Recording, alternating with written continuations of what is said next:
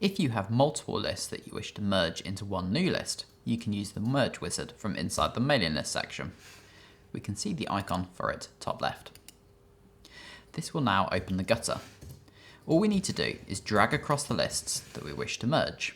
So if we drag across these two lists, both of these lists will be combined into one new merge list. When you're ready, click on Merge. The software is now asking us to give our new list a name, and also what folder it should live in. By default, it will select your current folder that you're viewing. You have an option here to retain the source lists. If you leave this turned on, the two source lists, which are new web users and staff lists, will be retained. If you turn it off, these two lists will be deleted and you will just be left with your newly created merge list. In this scenario, let's keep it switched on. By default, the software will also remove duplicates from your newly merged list. If you don't want it to check for duplicates, turn it off.